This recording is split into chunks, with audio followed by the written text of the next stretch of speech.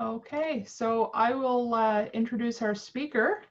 It is my absolute pleasure to introduce Dr. Luísa Marinho today.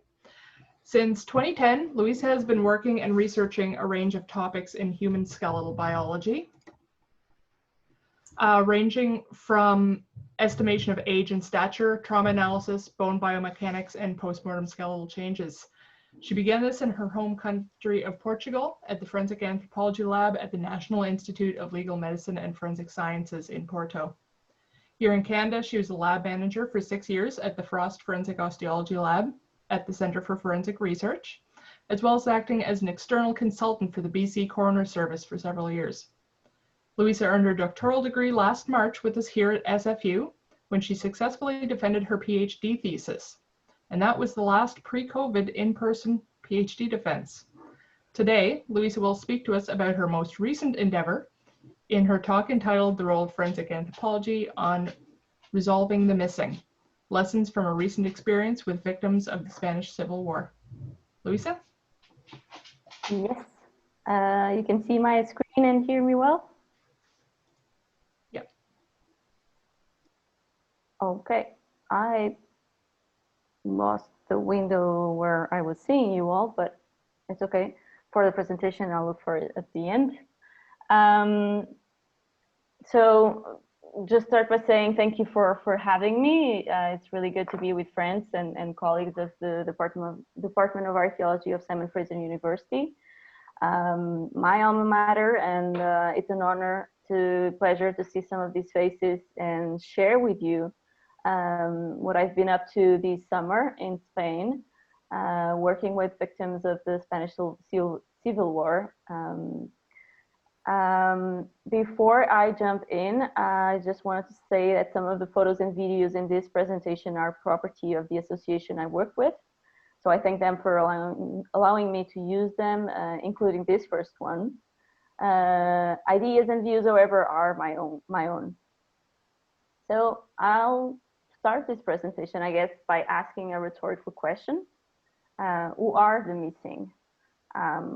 Who or what comes to mind first when you hear about the missing persons? I guess that now you're probably biased by the title of the presentation, so I imagine you'll think about the people who go missing in civil wars, South America, Mexico, and the drug cartels. But those contexts are not all, are they? One of the major humanitarian crises today is the displacement of people, migrants, and the number of them that die doing so or that go missing is a tragedy. And don't get it wrong, thinking that this is an African problem or a third country's problem. It's not. It's the doors of Europe today. People are dying and disappearing at a rate never seen. It's a tragedy, and the lack of adequate response at the government level is appalling. But I'm sure you're not indifferent to the issue of missing in Canada either, are you? The issue of missing and murder Indigenous women and girls in Canada is a reality. 162 Indigenous women are still missing today in Canada. The National Center for Missing Persons and Unidentified Remains, if you've never heard of it, you might want to look it up, is Canada's national center providing law enforcement, medical examiners, and chief coroners with specialized investigative services in support of missing persons and unidentified remains investigations. Since 2010, the center has produced a number of fact sheets, and purely out of curiosity, data from 2018 shows British Columbia with the highest number of missing adult reports per capita, as well as the highest number of missing children reports per capita, which was surprising to me to know. So who are the missing? Why do we care? Why is this a humanitarian issue? People who go missing cause anguish and uncertainty to their families and friends. People have the right to know what happened to their missing relatives. Families often face the pain of ongoing uncertainty and are unable to grieve. The pain caused by wars, conflicts, natural disasters is personal, yes, but whole communities can suffer if the breadwinners disappear and families are left to fend for themselves. So governments, the military, armed groups, whoever have an obligation to provide information and assist efforts to put families back together, alive or dead. So the issue of the missing is one that has come to the spotlight over the last year due to the current pandemic. A lot of focus, although maybe not enough in some countries, like Brazil in the picture here, has been put on the rights of the dead from COVID-19 and their families, as protecting the dignity of the dead prevents them from becoming missing. Also in the picture here is the mass grave that was all over the news in New York. I'm sure you heard of it. So although the issue of missing persons has not always been a priority or was a somewhat silent tragedy going on around the world, a number of groups, institutions, ONGs have spurred and dedicated almost exclusively to deal with the missing. In the US, in 2003, the National Institute of Justice began funding major efforts to maximize the use of DNA in the criminal justice system, including in the investigations of missing and unidentified person cases. NAMUS, the National Missing and Unidentified Person System, was created in 2007. In 2009, the databases were connected for automatic case comparisons, expanding this way the power of NAMUS to make associations between missing and unidentified persons. Then later in 2018, the 2.0 version was launched with further improvements, and last year, the Victim Service Division was launched to provide information and support to individuals and families impacted by the loss or disappearance of a loved one. Another much older group has been established in '81, the Committee on Missing Persons in Cyprus, the ICMP, with the participation of the United Nations, with the objective to recover, identify, and return to their families the remains of 2,002 persons, Turkish and Greek Cypriots, who went missing during the intercommunal fighting in '63 to '64 and then in '74. The CMP statement says that they do not attempt to establish the cause of death or attribute responsibility for the death of missing persons. Its objective is a humanitarian one. It's bringing closure to thousands of affected families through the return of remains to their missing relatives, relatives. However, only in 2006 were the conditions appropriate to begin excavating and exhumating, and the Argentine forensic anthropology team were brought in to coordinate and provide training. One other group, the ICMP, the International Commission on Missing Persons, which works with governments, civil society organizations, international organizations, and others throughout the world, address the issue of people who have gone missing as a result of armed conflict, human rights abuses, disasters, organized crime, irregular migration, and other causes. So according to their own data, it operates the world's leading high-throughput DNA human identification facility. And it's true that to date, more than 20,000 missing persons from around the world have been identified using DNA with the ICMP assistance. Also, the International Committee of the Red Cross, the ICRC, has a long-standing mandate to trace missing persons and reconnecting separated families. In 2018, the ICRC launched the Missing Persons Project, which seeking to bring together experts, family representatives, and other key stakeholders from around the world in order to build consensus on best practices, technical standards, etc. In fact, the the SCIC set up a digital exhibition dedicated to missing persons and their families to mark these years. And to mark this year's edition, they launched this online exhibition called The Missing Monument, which I highly recommend you visit and have a look at testimonies from families that are there.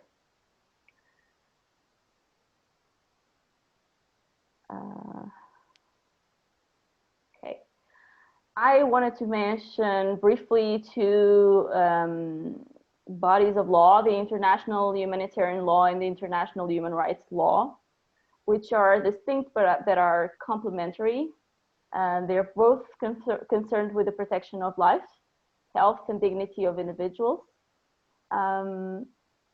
Basically, in situations of armed conflict, human rights law complements and reinforces the protection afforded by the international humanitarian law.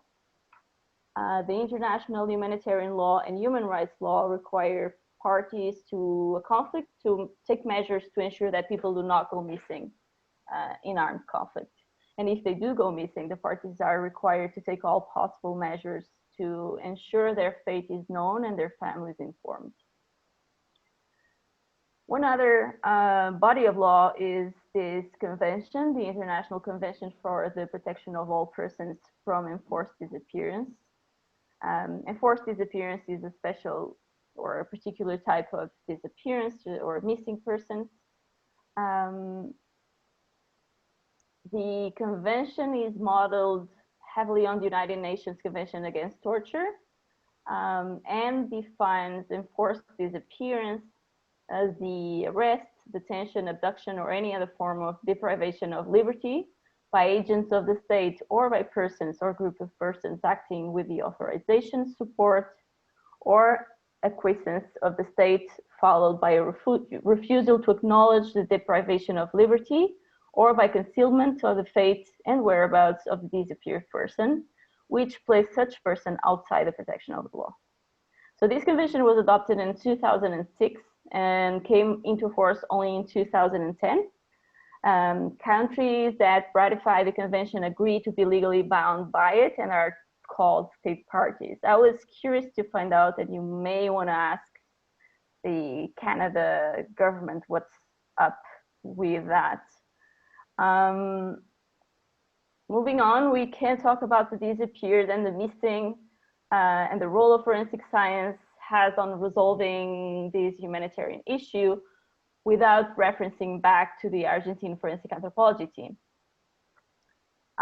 They were pioneers. Their work was pioneered, started in the early 80s, using forensic skills centered on forensic anthropology to find and identify some of the thousands of victims and forced disappearances of the regime that ruled Argentina between 76 and 83.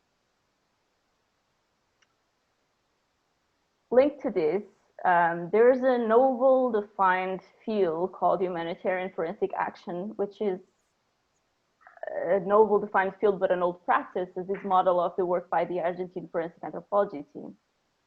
It is an emerging field in the area of forensic sciences as it represents the application of forensic sciences to humanitarian activities, including for preventing and resolving the people missing as a result of armed conflicts, other situations of violence, migration, natural disasters, etc.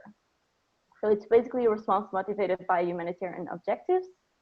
A couple of dedicated volumes in journals and books have been published recently that provide principles guiding forensic research and practice of humanitarian action, including for preventing and resolving the missing.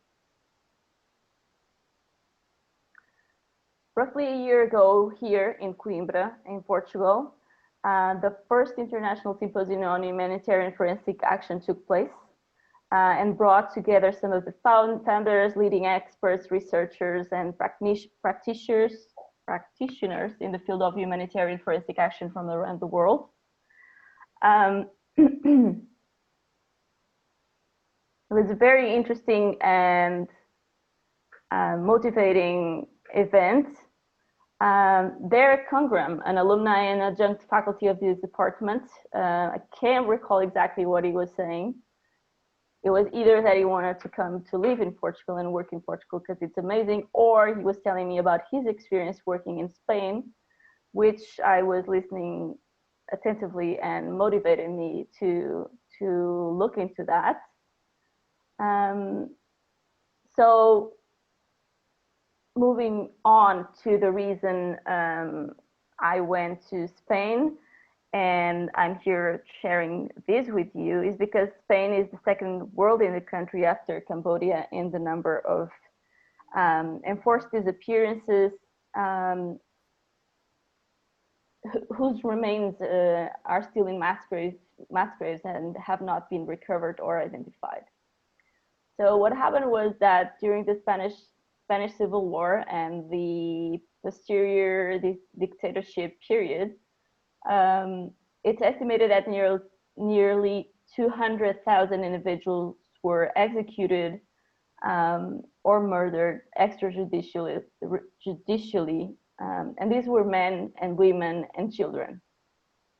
So I'll take a brief moment here to homage the brave Spanish women of the time, who played a very important role on the fight for liberty and equal rights. Their participation in the Spanish Civil War has in many ways been downplayed or ignored, even though the suffering, the abuses, the raping, and the babies stolen was a brutal reality for many years. So Spain, through initiatives of associations and other groups, a number of mass graves and cemeteries dating from the Civil War and the post-war years as well, have been located, exhumed, and human remains reburied in a legal and dignified place. More than 300 mass graves, 743 exhumations took place, and 9,000 skeletons have been already exhumed. However, this represents barely 15% of the estimated total of 2,000 burial sites. So consequently, there's still a large number of remains and families who keep searching and for their loved ones. So I believe the data on this map is has not been updated since 2011, I believe. And for an up-to-date account of these statistics and others, I recommend reading the thesis by Luisa, published this year. So one of the associations that has assumed the role of the state on the search and resolution of the missing has been the Association for the Recovery of Historical Memory. This association came up to be as a result of the exhumation of a mass grave in the year 2000. There they found the remains of 13 civilians were murdered 64 years before in October 1936. Many people went to the excavation at the time to ask for help in the search of their family and friends. So a group of people decided to create the association to provide them the help they needed. And among these people were the grandson of one of the 13 victims, the Emilio Silva, a journalist and the current president of the association. I think this photo shows how incredible is that a mass grave of 13 people was just by the side road. This is not a cemetery. This is not a proper place of any kind. And it was luck that it was preserved, because a lot of mass graves in Spain have been destroyed through construction of roads, for example. So this represented the first excavation in the country following scientific principles and procedures, as many, many others before happened literally by hands of family members of victims that went searching and excavating their missing loved ones. So since then, with the collaboration of many people, most of them volunteers, the association has been able to help dozens of families to recover the remains of their loved ones, and this association, along some others in the country, are the face of a problem. which is the fact that no government in Spain to date has assumed the responsibility to search for the missing victims of the Franco dictatorship, and has not assumed the role to care for the families either. So this incredibly important and necessary work has been undertaken by individuals and collectives such as these, often with no time and efforts of volunteers. So it was through the work and efforts of this association that Spain appeared for the first time in the report of the United Nations Working Group on Forced Disappearances in 2003. Another important step in this fight was the so-called Argentinian complaint, which happened in 2010. Basically, families of victims of the Franco dictatorship asked the court in Buenos Aires to investigate crimes against humanity, genocide, and enforced disappearances carried by the regime. Dario Rivas in the photo here was the instigator and was able to recover the remains of his missing father before his death last year with 99 years old. So it was with this knowledge of the history and the context and the work being done by this association that I request to join them this summer. And they kindly accepted me. And so I'll move on to talk a little bit about the process of searching, recovering, and identifying these remains. I made a last minute change and decided to incorporate a video to this presentation instead of talking or just talking and showing you text. I'm going to try to share the video now with you. A second.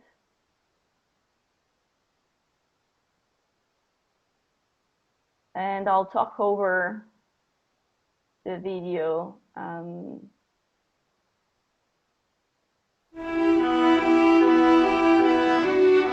give you a little bit of context and information on the process. So this was one of the, let me know if you can't see or hear. This was one of the interventions we did this summer. We were looking through the request of the family for a young man who had been killed in the town he lived in. Luisa? Yes? Luisa, maybe turn down the volume on the video a bit, and then we can hear you better. Right there. Is that better? Can't hear the video background at all now, which is maybe better, don't know. Okay. Can you see it? Yes, oh yeah, no, it's playing fine. Okay. So we started the exhumation of a mass grave because we had the information, the archival records show that this individual had been buried along with his friends and work colleagues. They were civilian in this communal grave in the local cemetery. This was a challenging intervention because the cemetery records were not very accurate, as often they happen to be, and we were not sure how many people we were going to find there. In the end, it was not marked. So in the end, what you're seeing here is we're increasing the size of the grave because we kept finding remains protruding in every direction. One of the challenges with a lot of the mass graves that we find in Spain is what you see here. The bodies were literally thrown into a grave and they are found commingled, overlapped in all directions possible. So the work of the forensic anthropologist there has a lot to do with being able to individualize each individual.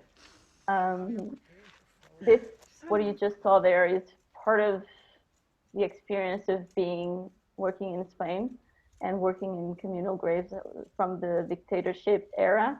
People from the town will bring you food, will bring you chocolates, will say thank you, and that's part of the experience of working there.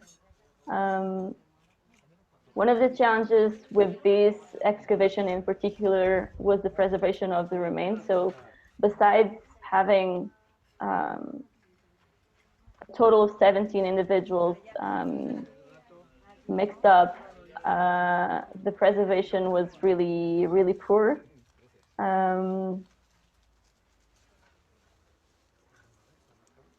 We also keep track of all the objects that come up, either clothing items or anything. We also made a choice in this case, in particular, of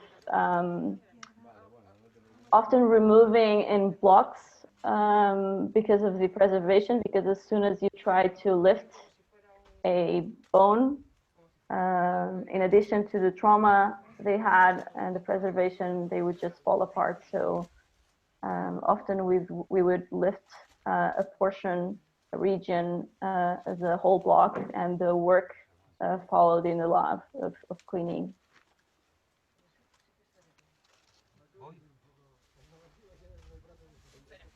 This is not always the case. We worked in other exhumations where the preservation was, even after 80 plus years, was surprisingly really good.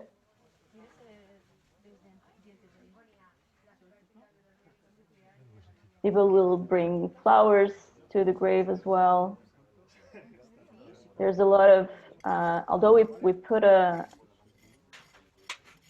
limit around the grave for people not to come too close and be safe, a lot of people will come to see and talk to us and talk to other family members. What you see here in the video was a very curious object that came out with one of the individuals that at the time we had no clue what could be. We have a clue now. I can talk about it later.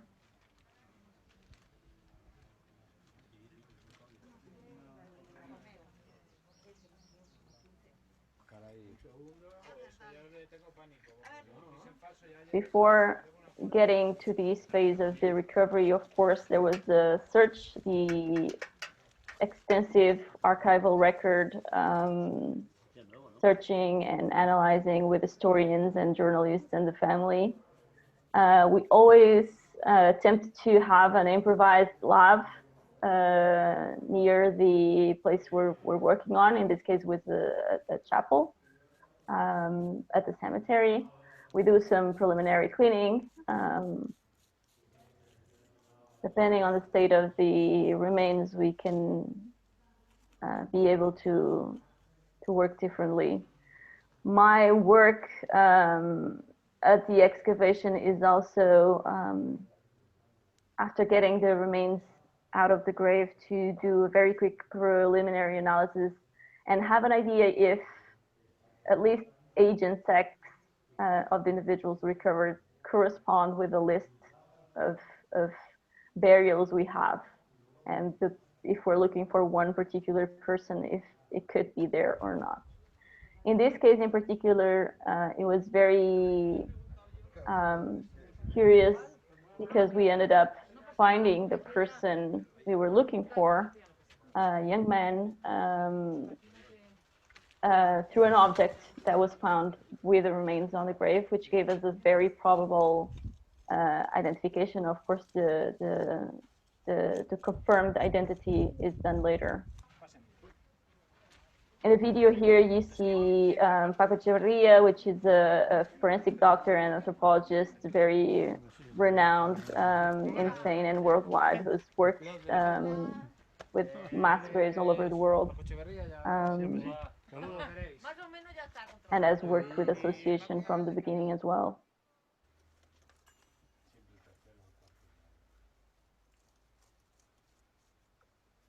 And I was saying we found an object associated with the remains of one of the individuals, which we informed the family and confirmed confirmed with the family, and gave us a very probable identification at the site.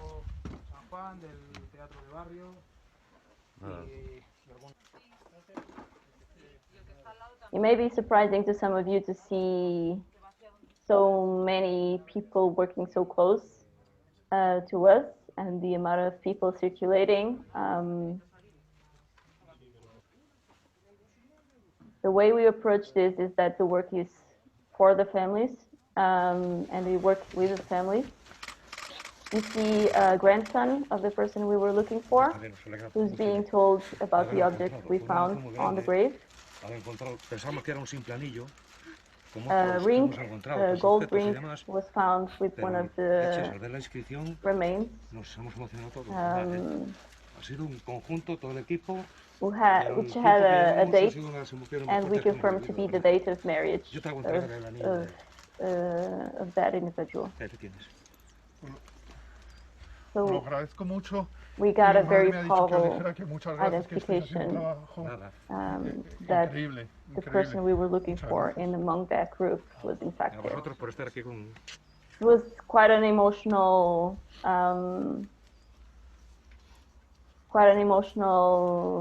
experience, and a very particular one.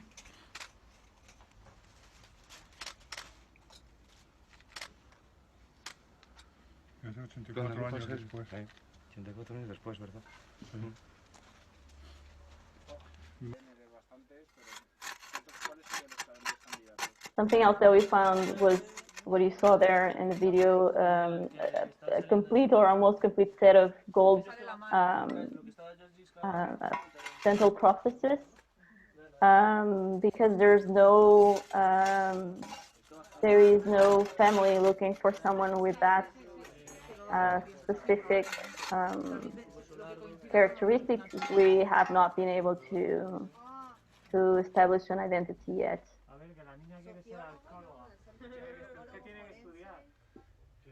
You can see how overlapped individual remains are.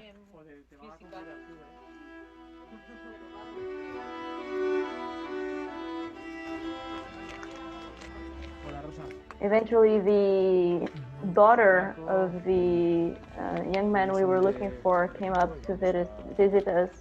Her health was not great at the time, so she was not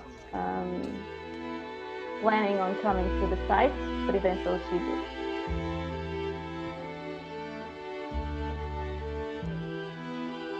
So I'll stop the video now,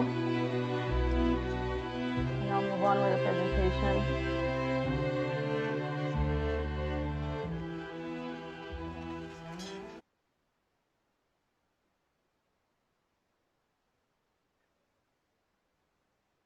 I assume you can see my slides back now, right? No?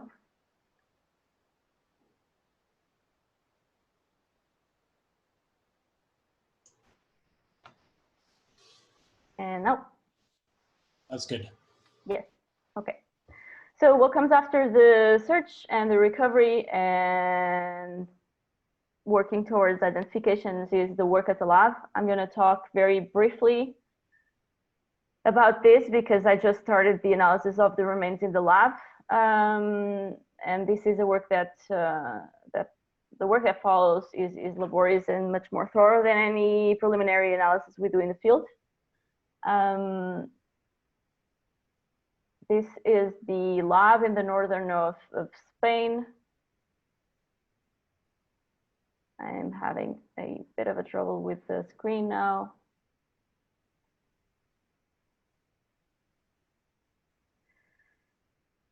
Full inventory of the remains is done, full documentation. The majority of the trauma is from projectile wounds. There's evidence in the cranium and the postcranial skeleton.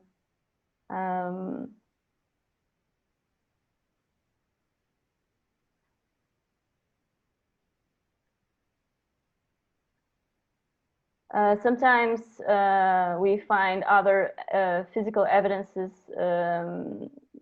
such as the projectiles themselves. We search for them in the field with the metal detector. They can provide us information on the type of projectile used, for example. Sometimes, I know I'm running out of time, right? Sometimes the evidence of violence is unbelievable. This cranium had 4 entrance wounds and more in the postcranial skeleton. Physical evidence of the violence, these people were murdered, sometimes are found in not only in the skeleton but in the surroundings. This was one of the cemeteries we worked on, and the wall of the cemetery has the evidence of the shooting where they killed this individual. Working towards identification also implies documenting clothing items, preserving them, antemortem trauma, and finally collecting samples for DNA analysis. I wanted to make a quick note about the DNA. DNA analysis have played a major role in the identification of missing victims in various contexts. So its value is undeniable, and the technologies have advanced so much. But DNA analysis should not be seen as the holy grail of identification. It has limitations and it fails sometimes. And we have seen this in Spain where for reasons of preservation, for example, of bone material, but not only that, because it's been more than 80 years since most of these missing persons have died.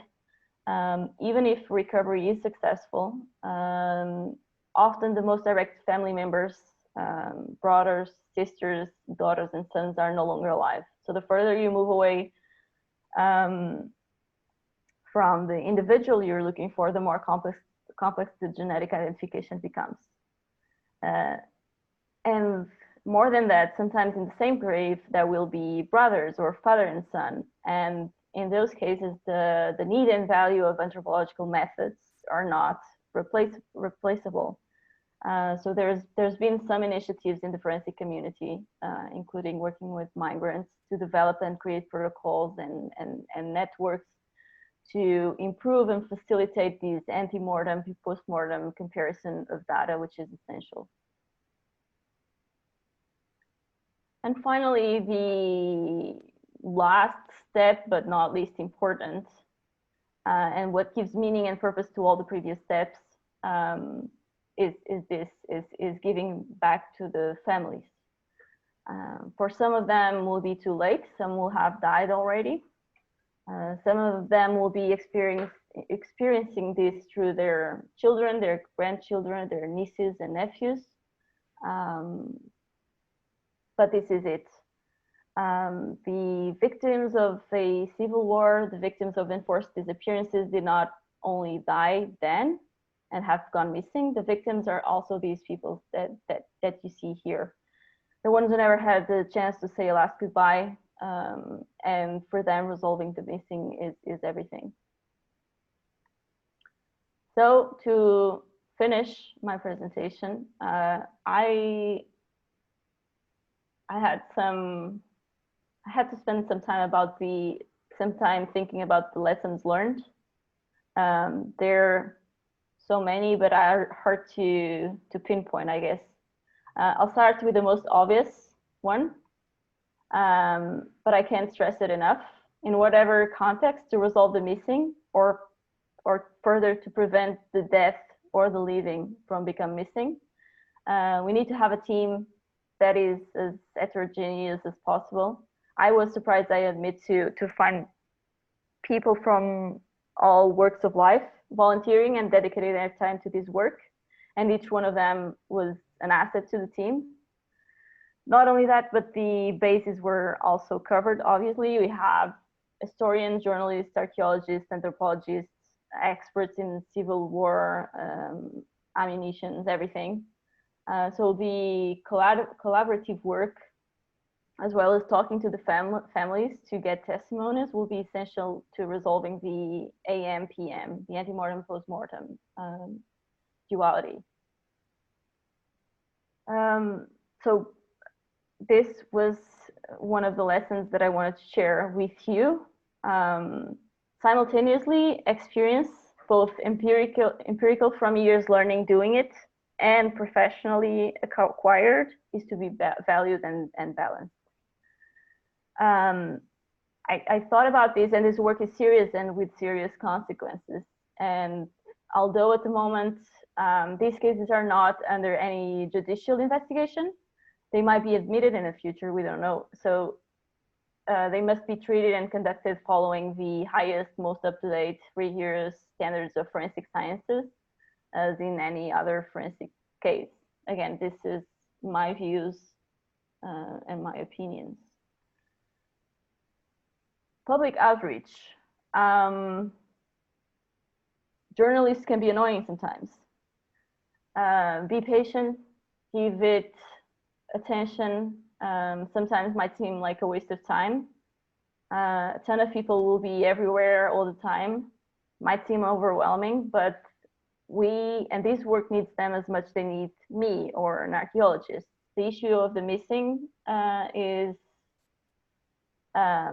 has been proven in the past, as I mentioned, from exposure and attention brought by the media locally and internationally, and this can bring pressures that would otherwise not reach the governments. Educate yourself. I was not an expert. I am not an expert in the Spanish Civil War. I did not live through it. I lived it now and indirectly. But you have to know what you're working with, the context. So you need to be prepared to talk to the media as well, to the general public, to the elderly, to the youth, to the right-wingers, left-wingers, to everyone. People will approach you and ask questions, and families will want answers. And if you have no contextual information, you can't, and if you don't know the history of the country and of the people, you can't do your job. You have to have empathy. Missing people are missed, and they are so 1 year after death and 8 years after death. And if you were successful in educating yourself, you'll be one step closer to have empathy for the people you're working with. Be aware of your surroundings. As a friend put it, there is no other way to better experience and truly understand the drama behind not knowing the fate of a loved one than to go to an exhumation today. So if you're interested in the subject, if you wish to work in this topic, go to an exhumation, listen, feel, and you understand. Manage expectations. I think I'm not wrong when I recall hearing Paco Echeverria saying something like feelings do not prescribe, and that the response is always insufficient when there are victims involved. Sometimes you'll not find the people you're looking for a number of reasons. Keep the family informed. This work is for them and with them. Keep them up to date. Also, one thing that I learned is that sometimes relatives do not want to know the fate of their loved ones. They don't want to deal with the past, and that's okay, that's their right, and you have to acknowledge it. But that does not mean do not investigate, especially if you're talking about a mass grave when other families are involved. The investigation should move forward always and when possible. And if the family requests not to be informed or not to claim the body or the remains, some appropriate alternatives should be found. And last, I was surprised Some days can be intense in the field. You're in close contact with grieving families, often with multiple losses and unbelievable stories. And the reason I put that in quotes is because not everyone is trained to provide that aid. And for that reason, a psychologist should integrate the team as well. But I think if you have empathy and are sensitive, you might be able to give at least a comforting word. On the other hand, that will affect you too, one way or the other, sooner or later. So be aware of your own feelings and be willing to share them with your teammates at the end of the day, or seek professional help if needed. That's okay. That's understandable, and that's the right thing. So I will finish with a quote by José Saramago, a Portuguese writer who lived in Spain, and if you don't know him, you should. And he rightfully put it this way. I'll make my own translation. And he says that we have to recover, maintain, and spread or transmit historical memory, because if it starts with forgetfulness and it ends with indifference. So I'll leave it there. I want to say thank you to you all for listening. I have no idea how long it took now. I want to thank my teammates in Spain who I worked with this summer, and I'm open to questions now. Thank you so much, Luisa, for sharing this story and some insights on your work this summer. We already have quite a few questions typed, so we can start off with those, and I would encourage people who want to ask questions, you can use the raise hand function and we can turn on your mic and camera to ask them in person, but if you feel more comfortable typing it out, feel free. So we'll start off with George's questions. He's asked two, which kind of tie together.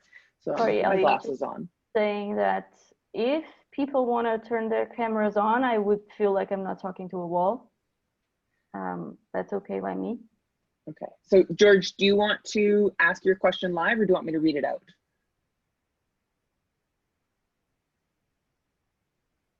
Oh, George says I can read it. Okay, so you get to talk to me, Luisa.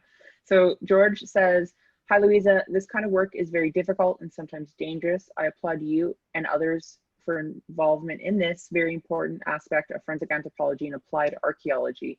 My question is this: what kind of training do you recommend for this type of work beyond the scientific elements?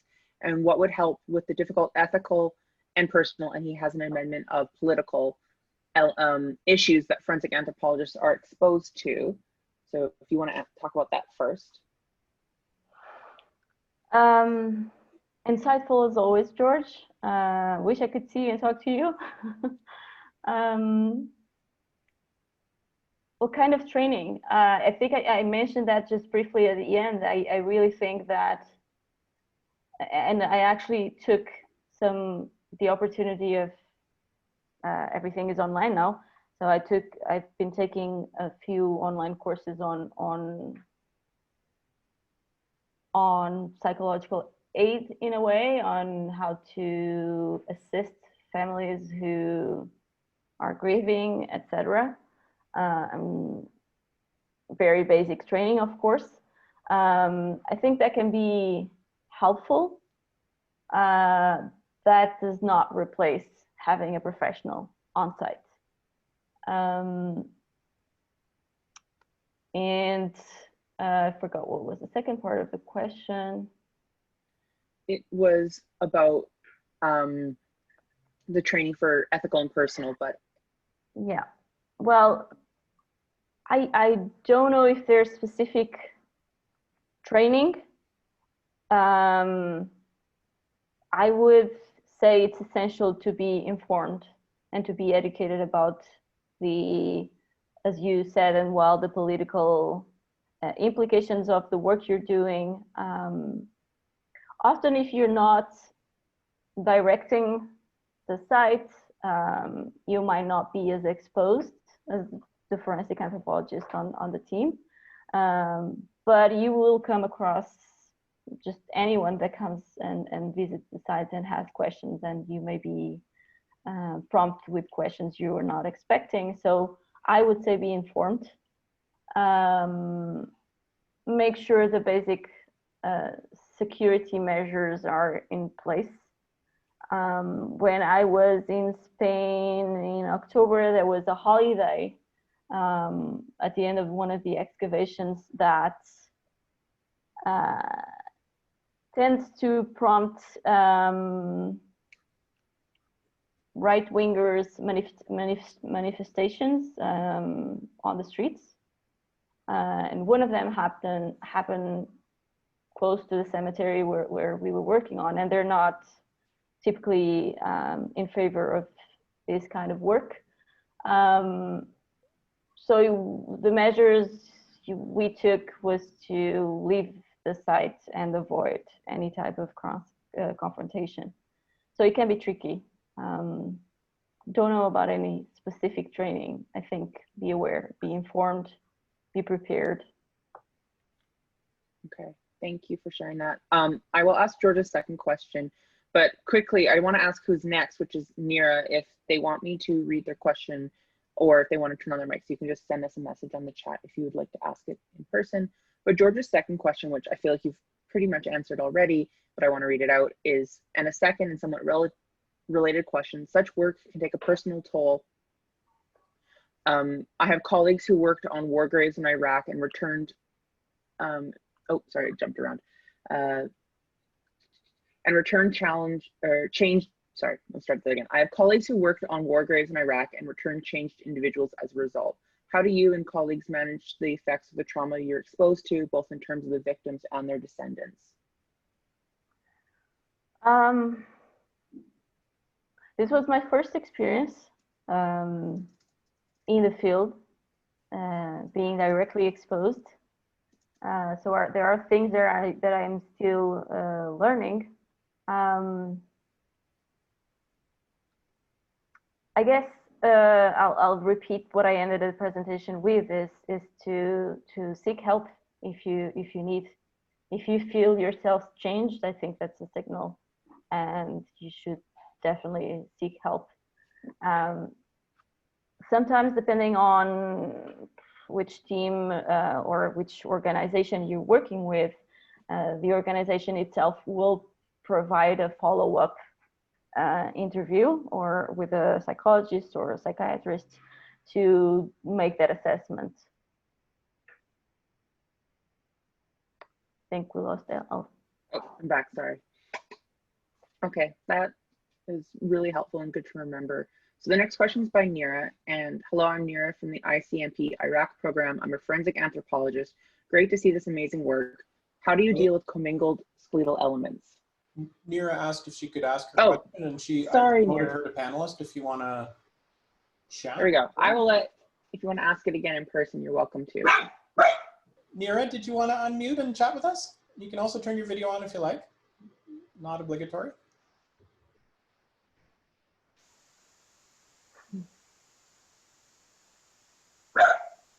I think it's okay to laugh. She's too nervous. Go ahead and read it, Ellie.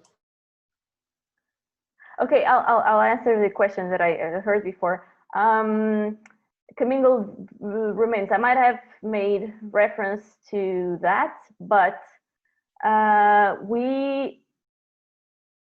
you can eventually work with the ossuaries. That's not the case of the exhibitions that I worked with.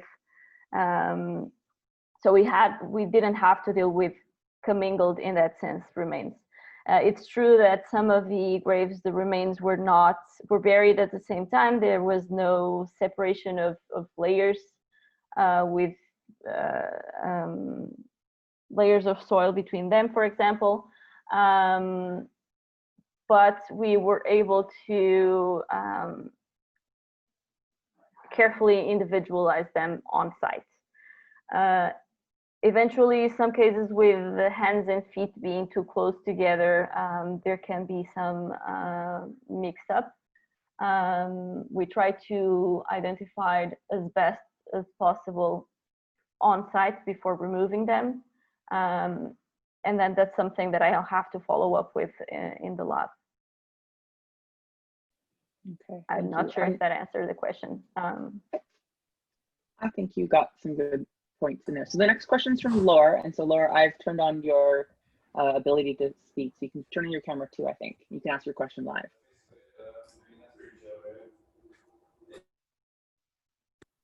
Can you hear me? Poorly.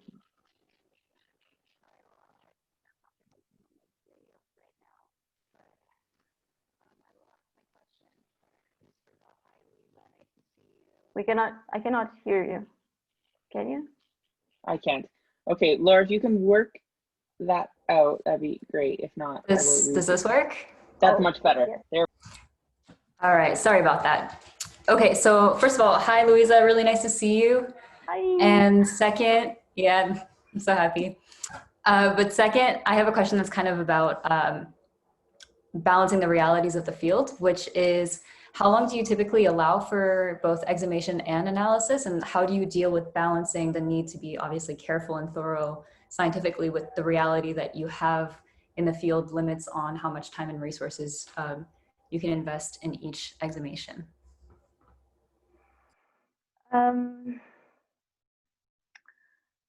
The work in the field, the time it takes can vary a lot depending on a number of factors. If we find what we were expecting, if we're looking for a grave and we find of 21 individuals and we find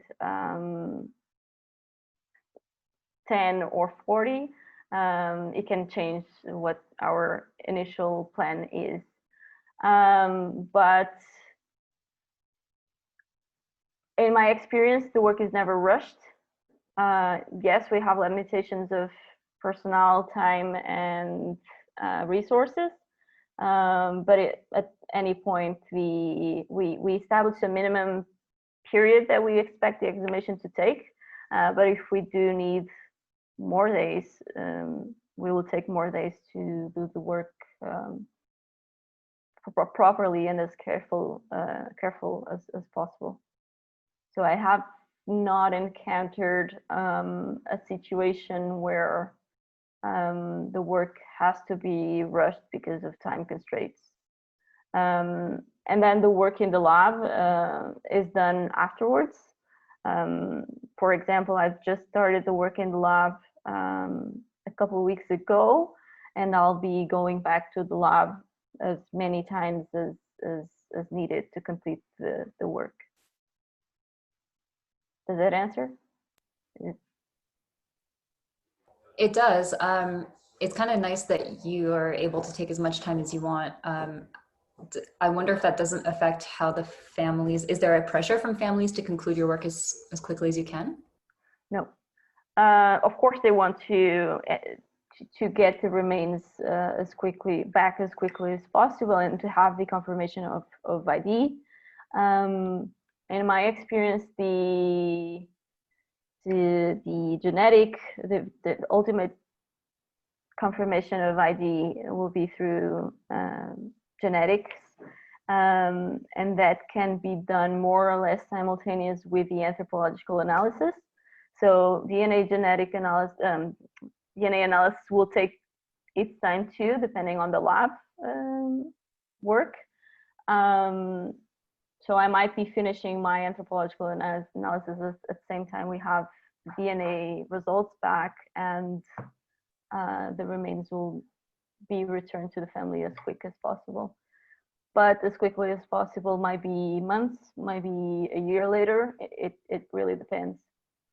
I would say that's a specific case where we might prioritize one case over the other, for example, which happens sometimes because a family member, a daughter, or someone who's old and whose health is not great, and we don't want to make that person wait for longer and risking that in a few months that person is no longer alive. which has happened in the past, unfortunately. So when we have these kind of stories, we might have to prioritize cases over others. Okay, that's really interesting to think about, having to juggle where to work, because with the map that you showed us at the beginning of the presentation, there's obviously an endless amount of work to do in it. So it must be hard to decide. I just want to draw a few things to the attention to the chat, that Amelia included the link to the association. So if people want to be able to go check out more details there, it's in there. And then Sandra asked a question. I'm just going to find it. So Sandra says, thank you so much for sharing your experience with us. It was really enjoyable. What are your next / future steps towards your professional path?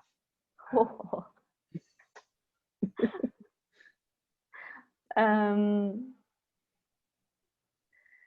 That's a tricky question. As some of you know, some of you might not know, I finished the PhD this year, just before COVID started. I'm on the job market. I'm very happy to have this opportunity to do this work these last few months. I'll keep on doing, because we still have lab work to do. Again, this is volunteer work with the association. If I have the chance, I'll go back, and my desire is to keep working with them and working in this field. So that's what's driving me now, and that's what I'll try to accomplish. So right now, I know that I have tons of lab work to do in the next couple of months, and then we'll see. Okay, so we will go now. I'm going to ask Rose to unmute. We have a question live from Rose, and then we have at least one more, or two more maybe, in the typed chat that I'll read out after. So Rose, if you want to ask your question. Hi, yeah, thank you so much for your talk. I am just in my lab 3D scanning today, so I was curious if there was a intention on this project to do any sort of CT scanning or 3D scanning of the remains, or if that's not really appropriate in this case. Thanks. Thank you. It's not so much a matter of being appropriate, it's a matter of resources. The association I'm working with does not have one a scanning, so I would have to go somewhere else, and that could be arranged to do that. But going back to the question before by Laura, the priority of these cases is to find, recover, identify, and give that back to the family. So that's what we aim for in the first place. If we don't need to do a 3D scanning or other additional analysis to answer the questions we need to answer, we won't waste time doing it, because that's not the purpose of this specific job. That's not to say that if the resources were there and we had plenty of time to do it, I see no reason not to do it. Okay, so we have two questions. They kind of tie together, so we'll ask it as a general. But how do you get involved in these sorts of projects, whether it's this project or another humanitarian forensic work project? Sorry, can you repeat that? Is that? Oh, I said, how would someone who has experience in forensic anthropology or archaeology get involved in these types of volunteer projects? Getting in contact with the institutions, associations, whether it's in Spain or anywhere else. Write them, call them. That's what I did. Okay, so that's important to know, to just say, hey, I have this experience and I want to help. Yes. So then we have a question from Ryan. So Hello, Luisa. I'm Ryan from Jamaica, and I enjoyed the presentation. From your presentation, I get the idea that your excavations and exhumations are done to find a specific missing person. My question is, do you excavate and exhumate mass grave sites without trying to find a particular person, but instead do it to recover all the remains with the future plans to identify them? No. In this specific case, again, I should, maybe I will clarify some of the questions as well. I should reinforce what I said before. This is a work that should be being done, is a response that should be taken by the state and not by private individuals or private associations that work with the good willing of volunteers. So right now, this work is being done by most of these associations at the request of families. There's someone looking for a loved one.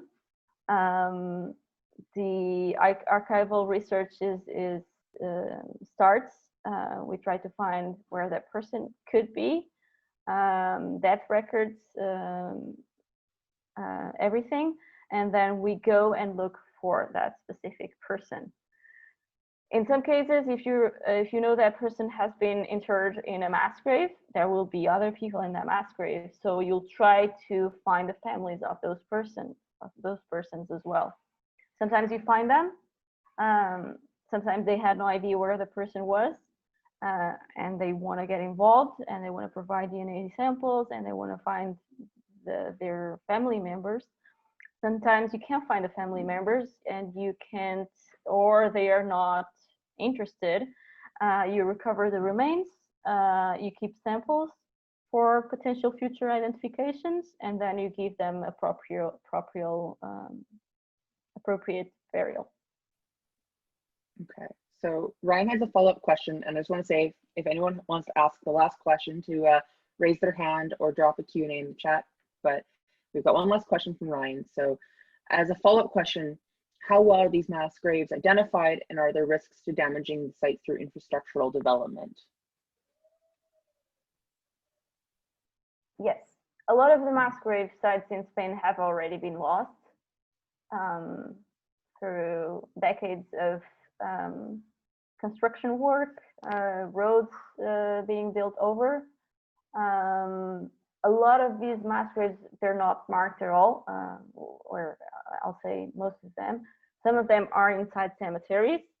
There's records of them. Some of them are in open fields by the side of the road, and they're not marked. It's through testimonials from neighbors, family members, that we get to a probable location. And then there's the work of the prospection work to try to identify the grave sites, but a huge percentage of the grave sites have been lost. Okay, so I think that before I forget, I'm just gonna type my email on the chat, so if anyone then has questions can email me directly as well. Before I forget that, I should have included. I think you've answered a lot of questions, so thank you, Luisa, for fielding many very interesting questions and answering them with a lot of insight to your work. So I just want to thank you for coming on tonight, because I know it's getting late in Portugal and even later in Spain, and it was really nice to hear about what you've been doing lately. So thank you. It's my pleasure and honor to be with you guys. And there was lots of accolades in the chat. Thank you for your talk. I don't know if you saw them all because they were coming in like crazy. I can't multitask very well. I'm either looking at you or reading. Are we done with the questions, or? I think we can give it a last chance for anyone if they want to ask a question, but if not, we can call it officially complete.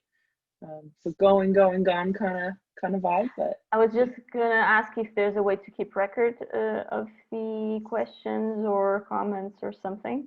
So I can see about that. I don't know if we can download them. Or I can, I'll screenshot it at least. So we'll have it that way before I close the webinar.